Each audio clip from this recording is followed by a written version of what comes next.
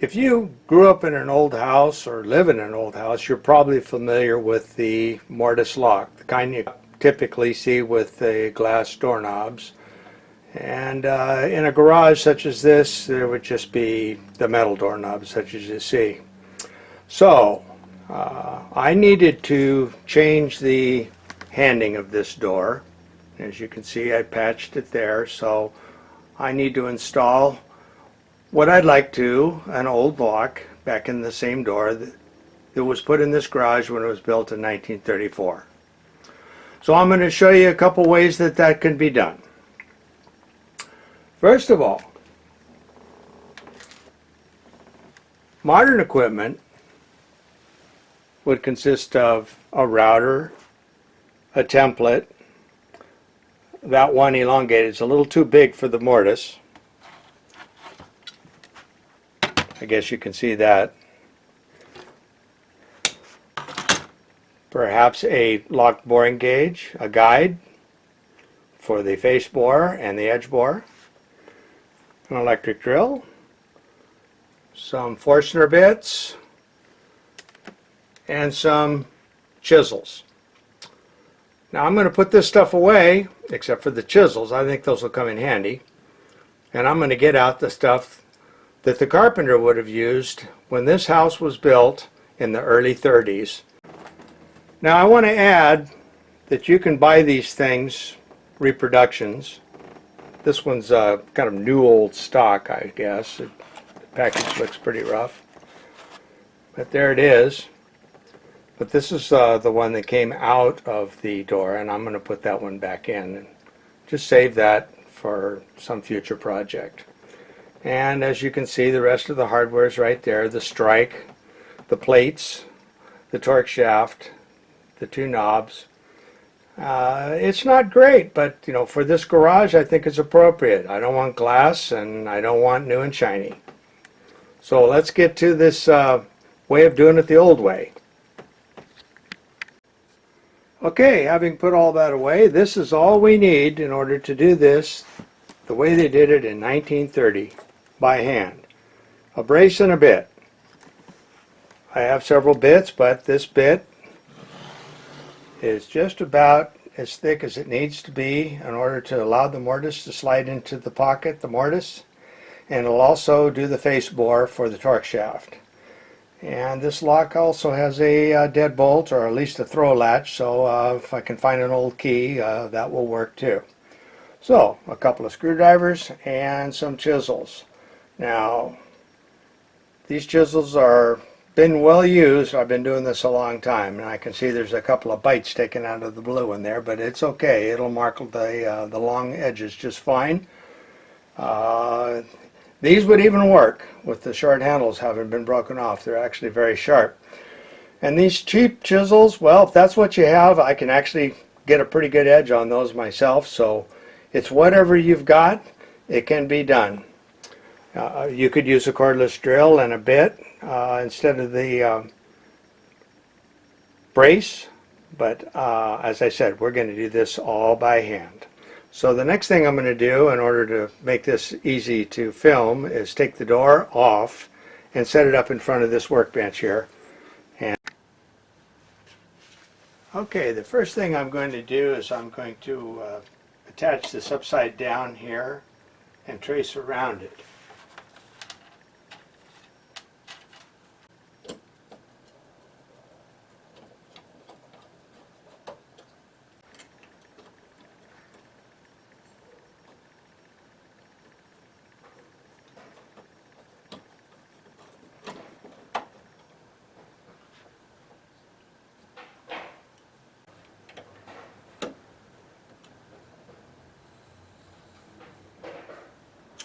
Another reason to do this is because when you're actually cutting the mortise with the chisel, there's a tendency, no matter which way you turn the thing, to just blow this side out. One would probably do it that way, but we'll get to that in just a second. And I'll just use this one because it seems to match pretty close to the same width, and we'll get ourselves a couple of ends there. Getting it snug right up to the to that faceplate. Okay, off we come.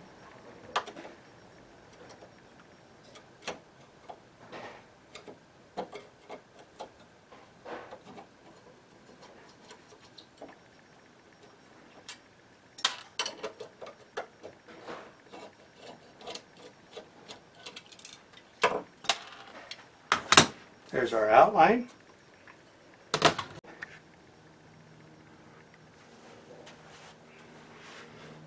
Okay, I'm going to go around this thing and trace it. I'm going to make sure that these are nice and deep because we're going to be cutting against these. I'm going to I'm going to go ahead and use the big guy here just to make sure the line is straight, but I'm not going to hit it very hard.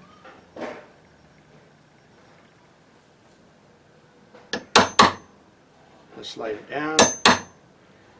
Just put a little more authority into that line. Again, as I said, there's a couple of bites out of the edge of that chisel, but that doesn't keep it from doing what it's intended to do here, which is not chisel out a mortise for timber construction, but just make this line. You could also continue to do it with the knife. At this point, we're going to go ahead and begin. I'll do that the other way so you can see it.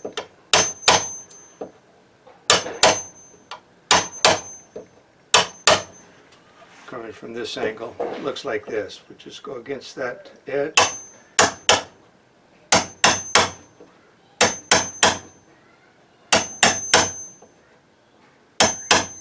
Now the plane, the router and the template certainly we'd already be boring the holes by now, but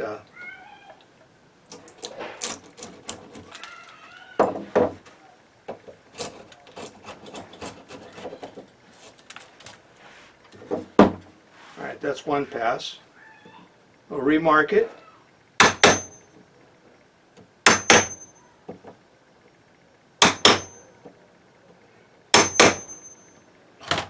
Get the big bruiser out here again.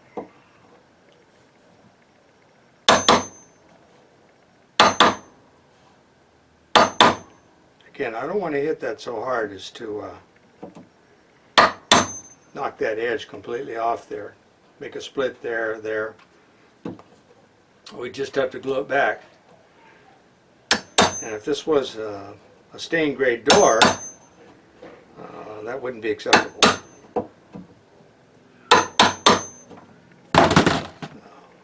Do it again.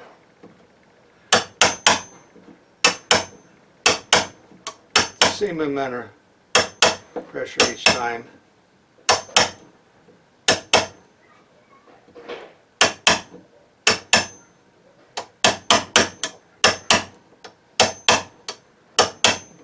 Chisel's not quite as wide as the mortise for the faceplate, so I'm just putting a little bit left and a little bit right. Come back in this way.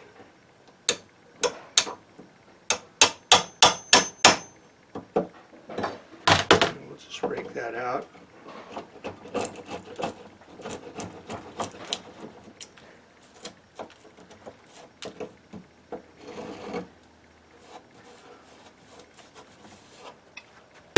I'll have to try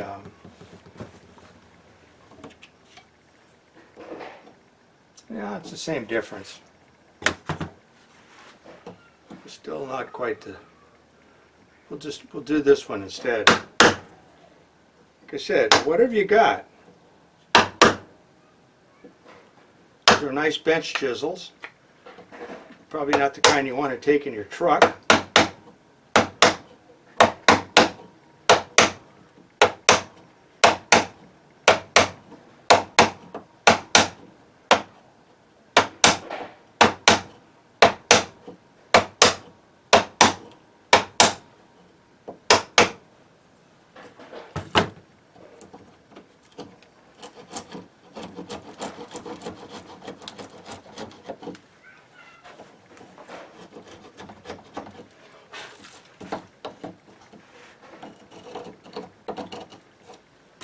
Let's see how we're doing here.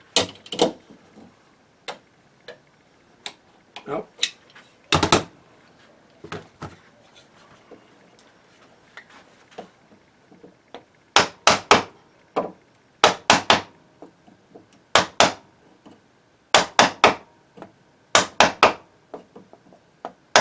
Little taps, baby taps, about a 1/4 inch spacing.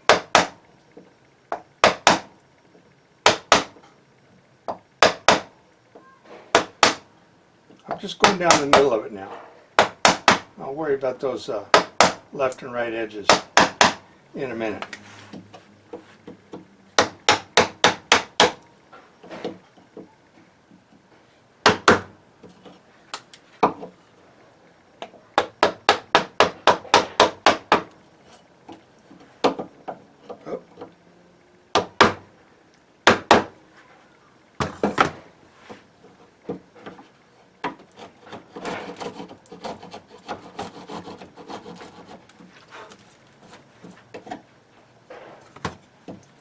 Go along and clean this up.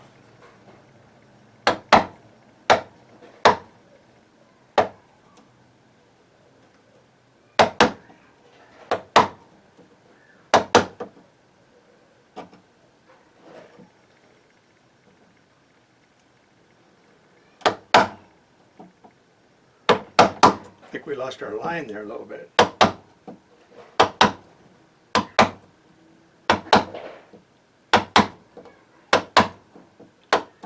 In modern times, a finished carpenter would have been on to the next door by now.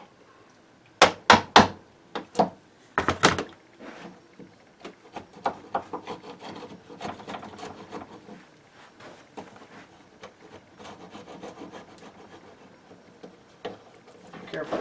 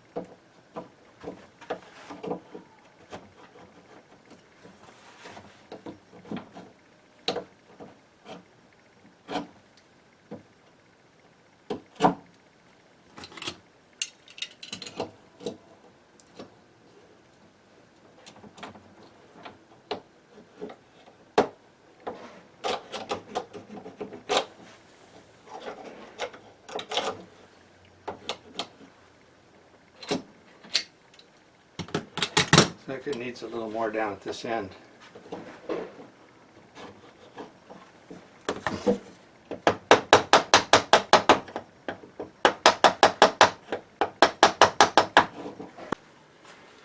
We've got this marking gauge here.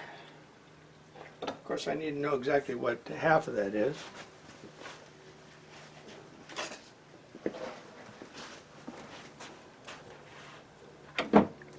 So our door is 1 3/8 inches.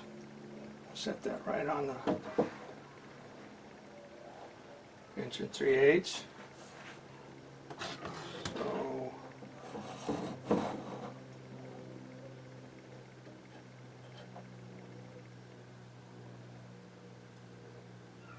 here's our center, right where the screw is. Wouldn't you know it? So our first line is going to be the center line for the bit.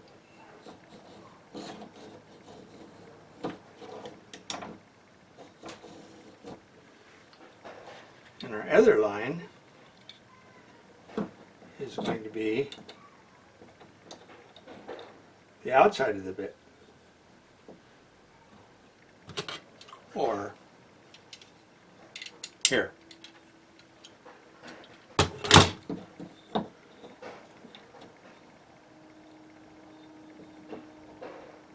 We're going to leave a little margin for error because it's not going to be perfect.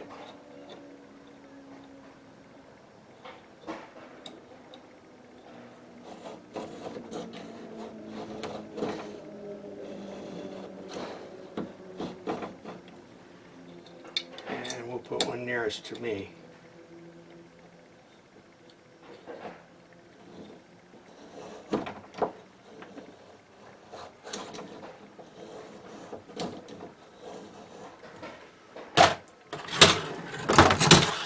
All right then.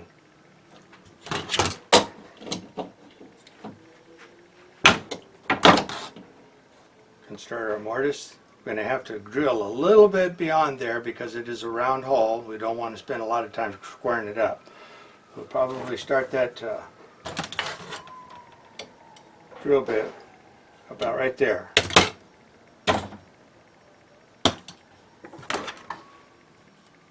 And on that center line.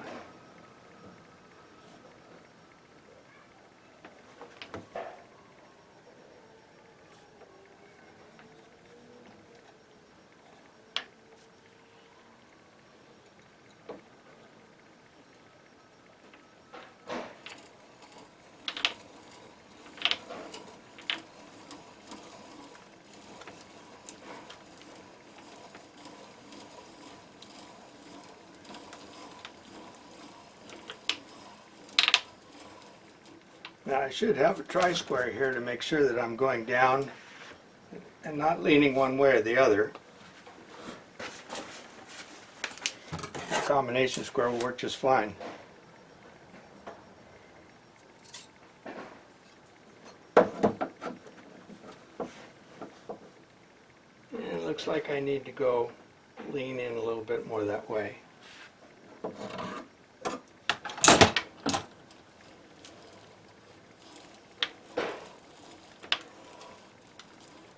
See how we're doing. Much better.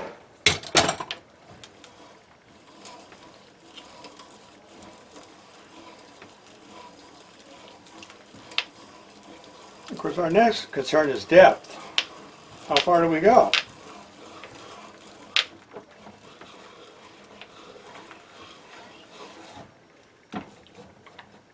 Well, the typical trick is to place a piece of tape, but I can see that it's going to be just about buried a half a turn from the end.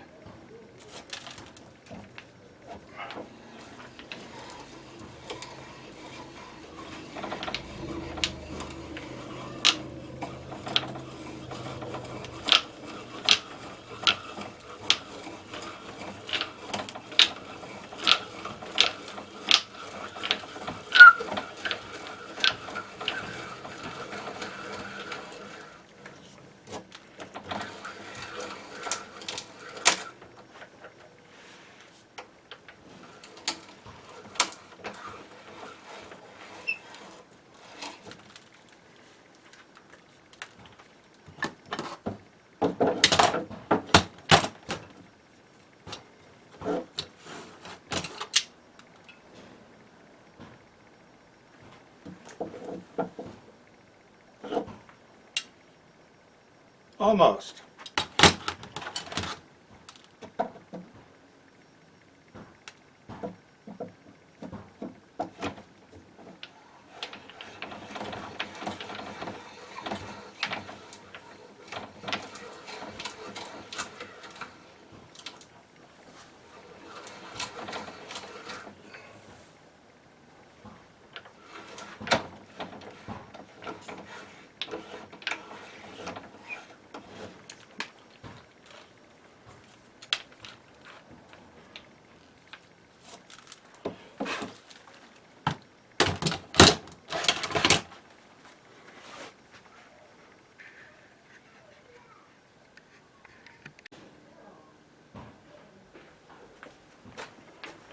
Our last hole is kind of tricky. We're right on the edge here.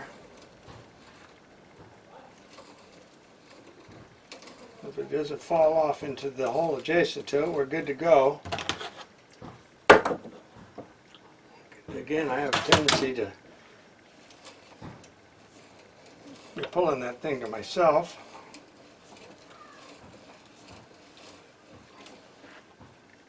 I think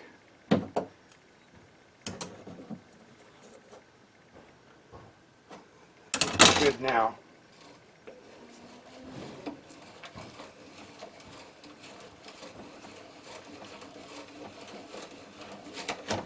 And it did. It broke off the edge. I think that's about where we were.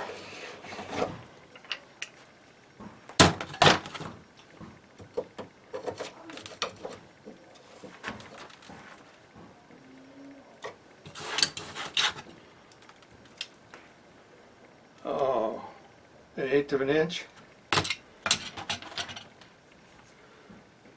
Could be just the chips. Most of the time carpenters would do this while the door is still hanging and the chips laying down in the bottom have not been a problem.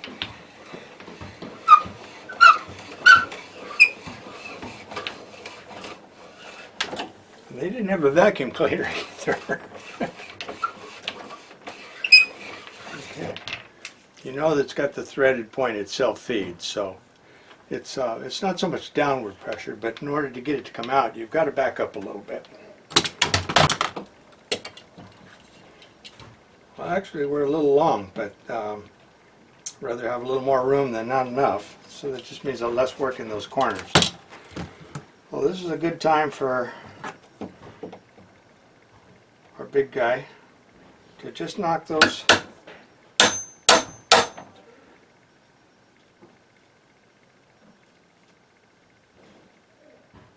leave a little bit of a shoulder there.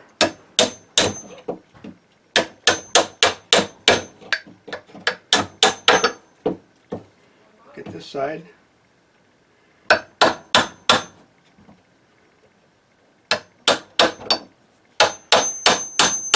I've seen these drilled tight and I've seen them drilled loose.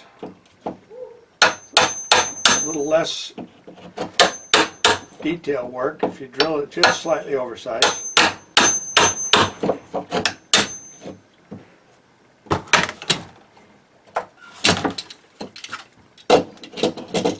Well, we're good.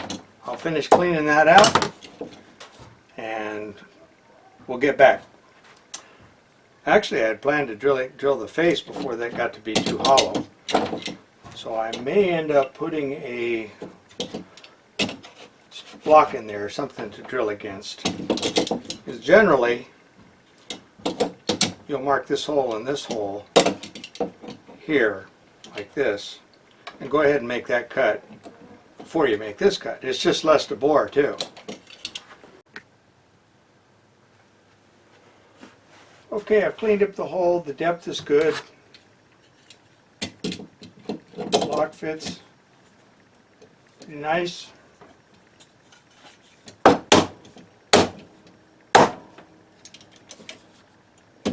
think there's still a little debris down the bottom there. I've gone ahead and marked the holes on the face here.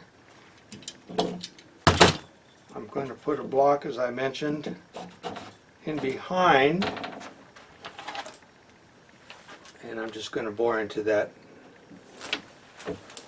into the block.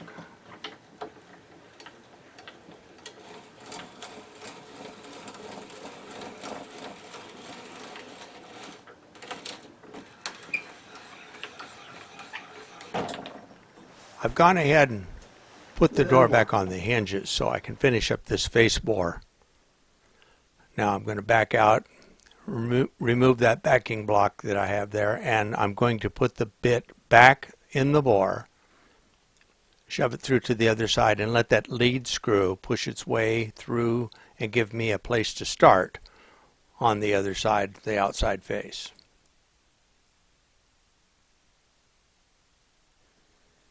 All right, this is the way the mortise looks finished, and that's the lock installed. What I'm going to do is I'm going to put the screws in to hold the case secure with the Yankee screwdriver. Remember, we're doing this by hand. We'll get these screws nice and secure, make sure that lock doesn't move around so we can start installing the knobs, which is coming up next. Now, when you see the knob here, the torque shaft can be threaded or it can have holes drilled in it, as this one does. There's a series of holes that allow for different thicknesses of doors. This is an 1 3/8 door, and I think we're going to probably end up using a hole fairly close to the center. The outside knob is already on the torque shaft, and we're going to slip that in. You notice I'm going to leave the plates loose. The reason for leaving the plates loose is to make sure that I'm perfectly centered when I get the knob adjusted. Now there are shims in case the screws don't make it nice and secure. We don't want it to flop around in there too much, but we don't want it to bind up to where when you release it the latch doesn't come back out, so it can close and latch properly. So we'll line this up and kind of wiggle it around until the shaft looks level and nice and square. Just test it a little bit there. I've got this Yankee pilot hole drill. Kind of a Yankee. You push it in, but you got to pull it out by hand. It only goes one way. It doesn't go in and out like the true Yankee screwdriver that we used a minute ago. I'll get these pilot holes drilled, and next thing up, we will get that Yankee screwdriver out and put these small oval head screws in this this faceplate here. Some people call them a rose or an escutcheon, but those are actually names for the individual pieces that you sometimes see on these locks. Now it does hang over a little bit. I think this is a 32-inch door that was cut down for a 30-inch opening. I look at the top, and the top rail is 5 inches. Typically the side stiles vertical pieces would also be 5 inches if that were the case, and this is not. Modern doors are a little closer to about 4 1/4. So anyway, there we are. Now the next thing up. Okay, on the strike I did exactly the same thing as I did on the face of the mortise lock. I screwed it to the jamb, traced around it, removed it, chiseled out the correct depth, and it fit pretty good.